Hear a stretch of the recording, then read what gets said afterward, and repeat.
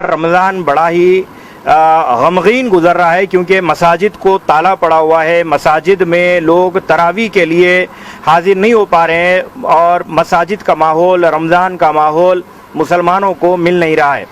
اس سلسلے میں امت نے الحمدللہ بہت اچھا کام کیا ہے کہ ہر کوئی اپنے اپنے گھر پر تراویح کا اہتمام کر رہے ہیں اور روزے کا مکمل اہتمام کرنے کی کوشش کر رہے ہیں، جس کے لیے امت مسلمہ کو میں مبارکباد دیتا ہوں کہ وہ اپنے ایمان کے زندہ ہونے کا ثبوت دے رہے ہیں اور اللہ سے یہ دعا بھی کرتا ہوں کہ اللہ ہمارے ایمان میں ترقی فرمائے. لیکن ایک جانب میں آپ کی یہ توجہ فرماؤں کہ کچھ اطلاعات ایسی مل رہی ہے کہ رمضان المبارک کی شاپنگ کو لے کر یہ چیزیں سامنے آ رہی ہے کہ رمضان کی شاپنگ کے لیے ہو سکتا ہے کہ کچھ جگہوں کو کھولا جائے. میں ہائی ٹیک ٹی وی کے تمام تر ناظرین سے اس بات کی اپیل کرتا ہوں کہ جب ہمیں عبادت کے لیے مسجدیں تالا پڑی ہوئی تھی، جب ہم عبادتیں کھل کر نہیں کر سکے تو پھر شاپنگ کس بات کی کرنی چاہیے؟ یاد رکھیے، چاہے وہ کپڑے کا کاروبار ہو یا پھر چپل جوتے ہو یا پھر کوئی اور لوازمات، یہ تمام تر چیزیں عید کا نام نہیں ہے. ان تمام تر چیزوں کا عید سے کوئی تعلق نہیں ہے. یہ لوگ جو ہمارے گجراتی برادران ہیں، گجرات کے رہنے والے لوگ ہیں، آپ میری بات سمجھ گئے ہوں گے کہ گجرات کا کس سے تعلق ہے. ان کے یہاں مسئلہ یہ ہے کہ کپڑا بالکل جام ہو کے پڑا ہوا ہے.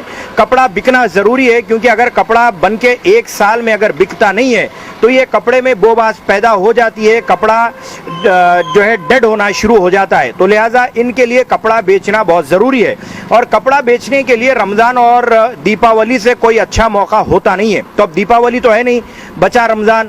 تو اب رمضان میں یہ اس بات کے بہانے بنا رہے ہیں کہ کسی بھی طرح مسلمانوں کی جیب سے پیسے نکالے جائیں. اور مسلمان بھی اللہ ماشاءاللہ ہمارے بھائی لوگ ایسے ہیں کہ عید کا نام آتا ہے تو رہن سینٹر کی طرف چلے جاتے ہیں اور ملا پورم یا متھوٹ فائنانس کی طرف چلے جاتے ہیں، قرضہ کر لیتے ہیں، مٹی پہ پیسے لیتے ضرور کرتے ہیں. تو میں آپ تمام سے اپیل کرتا ہوں کہ لاک ڈاؤن میں جیسے تیسے زندگی گزر رہی ہے گزار لیجئے، لیکن لاک ڈاؤن کے 6 مہینے کے بعد تک مارکیٹ کا سنبھلنا مشکل ہے. کسے کام ملے گا نہیں ملے گا اس کی کوئی گارنٹی نہیں ہے. آپ کی نوکری رہے گی یا نہیں رہے گی اس کی بھی کوئی گارنٹی نہیں ہے. آپ کا گھر چلے گا یا پھر آپ کو بھوکا رہنا پڑے گا اس کی بھی کوئی گارنٹی نہیں ہے. تو لہٰذا پیسے دھڑلے سے خرچہ مت کریے، قرضہ مت کریے، رہن سینٹر کا رخ مت کریے. اگر مارکیٹ کپڑے کا یا جوتے کا اوپن بھی ہوتا ہے تو اس بار آپ یہ طے کریں کہ جب میں نے رمضان میں مسجد کو میں نہیں گیا تو میں بازار کو بھی نہیں جاؤں گا. اگر میں نے مسجد میں جا کر اللہ سے ملاقات نہیں کی تو میں بازار میں جا کر کپڑے اور جوتوں سے بھی ملاقات نہیں کروں گا. تو لہٰذا آپ تمام لوگ اس بات کی طرف آگے بڑھیں کہ ہم لوگ جب رمضان ہمیں مکمل حلاوتوں کے ساتھ نہیں ملا تو پھر ہم رمضان کی لذتوں کو بھی نہیں لیں گے. روحانی لذتیں ضرور لیں گے لیکن ظاہری کپڑے جوتے لتے کی لذتوں سے ہم اجتناب کریں گے، اس سے بچیں گے اور قرضے میں نہ خود ڈوبیں گے نہ امت کو ڈوبنے کی طرف لے جائیں گے.